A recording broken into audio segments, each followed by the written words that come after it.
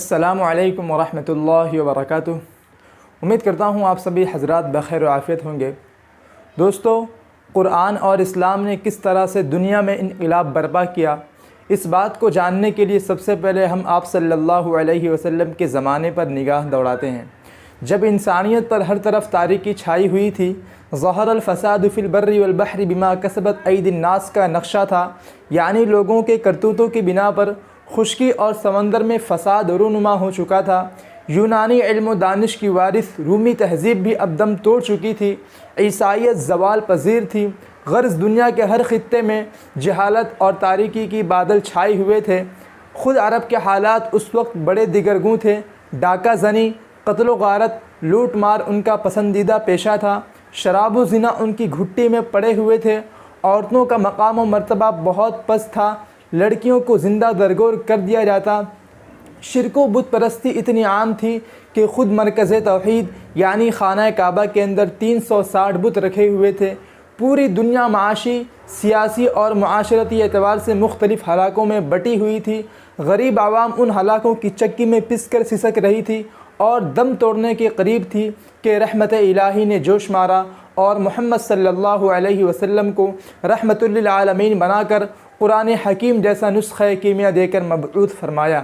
نبی کریم صلی اللہ علیہ وسلم نے مسلسل 23 سال تک حسن و خوبی کے ساتھ اپنا مشن ادا کیا، اور جب آپ صلی اللہ علیہ وسلم اس دنیا سے رخصت ہوئے تو 10 لاکھ مربع میل پر اسلامی حکومت قائم ہو چکی تھی۔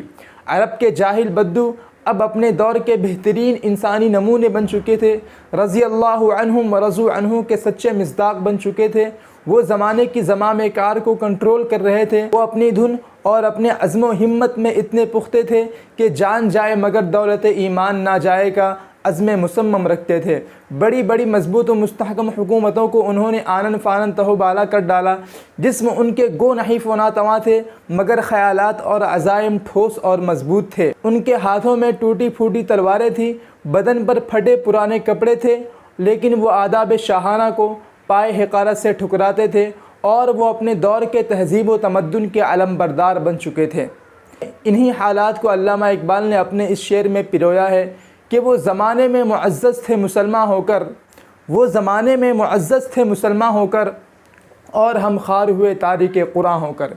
یعنی صحابہ کرام نے قرآن شریف پر عمل کر کے، صحابہ کرام نے قرآن شریف کو پڑھ کر، اس کی تلاوت کر کے، اسلامی احکامات کو اپنی زندگی میں بسا کر، اپنی زندگی میں سمو کر وہ اتنے بڑے بنے کہ اللہ تعالیٰ نے ان کو رضی اللہ عنہم ورضوا عنہ کا خطاب سے نوازا۔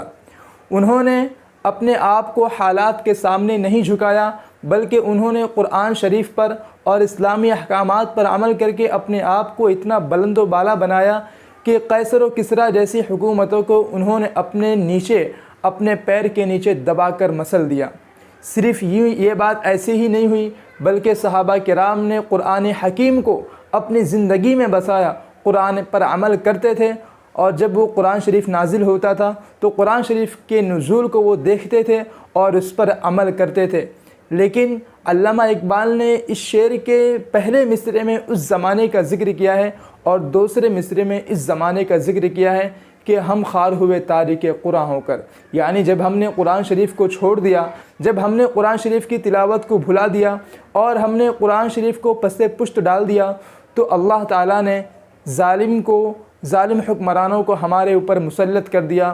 اور پھر یہاں تک کہ آج یہ دن دیکھنے کے پڑا کہ سویڈن میں جو حال ہوا وہ آپ کو معلوم ہی ہے کہ سویڈن میں مسجد کے سامنے مسلمانوں کی نگاہوں کے سامنے قرآن شریف کو جلایا گیا، صرف اس وجہ سے کہ ہم نے قرآن شریف پر عمل کرنا چھوڑ دیا۔ عمل کرنا تو کیا، ہم نے قرآن شریف کی تلاوت بھی چھوڑ دی، ہم نے قرآن شریف کا پیغام بھی چھوڑ دیا۔ نہ جانے اللہ کیا کہتا ہے، ہمیں کچھ معلوم نہیں ہے۔ تو اب آئیے سویڈن کے حوالے سے جو میں نے ایک شعر تیار کیا ہے، چند مصرعے میں چند شعر ہیں، وہ میں آپ کے سامنے پیش کروں کہ قرآن کی حفاظت کی خاطر ہم جان بھی اپنی دے دیں گے، قرآن کی حفاظت کی خاطر ہم جان بھی اپنی دے دیں گے، عزت سے جیے تو جی لیں گے یا جام شہادت پی لیں گے۔ اے اہل سویڈن ہم کو تم خاموشی سے جی لینے دو، اے اہل سویڈن ہم کو تم خاموشی سے جی لینے دو، میدان میں اتریں گے گر ہم سرتن سے جدا ہم کر دیں گے۔ ہم سوئے ہوں کو مت چھیڑو بیدار اگر ہم ہوئے تو، ہم سوئے ہوں کو مت چھیڑو بیدار اگر ہم ہوئے تو، اسلام کا جھنڈا دنیا میں بے خوف و خطر لہرائیں گے۔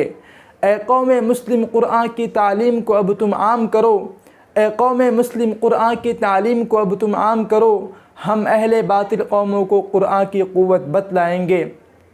اے سویڈن تو نے مسلم کی غیرت کو ہے للکارا، اے سویڈن تو نے مسلم کی غیرت کو ہے للکارا، سرتن سے جدا کر کے تیرا ہم دوزخ میں پہنچائیں گے۔ اے دین کے دشمن ہم کو تم کمزور ذرا بھی نہ سمجھو، اے دین کے دشمن ہم کو تم کمزور ذرا بھی نہ سمجھو، وہ صدیوں پہلے کی جنگیں ہم واپس اب دہرائیں گے، وہ صدیوں پہلے کی جنگیں ہم واپس اب دہرائیں گے۔ یہ مسلمانوں کا ولولہ ہے، یہ مسلمانوں کا جذبہ ہے کہ اگر مسلمان خود پر آ جائے تو مسلمان کسی کی نہیں سنتا۔ لیکن دوستو افسوس کی بات یہ ہے کہ ہمیں اگلا قدم بڑھانے سے پہلے ہمیں قرآن شریف پر عمل کرنا پڑے گا، قرآن شریف کی باتوں کو اپنی زندگی میں لانا پڑے گا۔ قرآن شریف نے کہا ہے کہ وَأَنْتُمُ الْأَعْلَوْنَ إِن كُنتُم مُؤْمِنِينَ، کہ اگر تم ایمان والے رہو گے تو تم ہی ہر زمانے میں سربلند اور بالا رہو گے۔ تو امید کرتا ہوں کہ آپ کو ویڈیو پسند آئی ہوگی، اگر ویڈیو اچھی لگے تو شیئر کریں۔ ملتے ہیں پھر نیکسٹ ویڈیو میں کسی اور ٹاپک کے ساتھ، جب تک کے لیے فی امان اللہ۔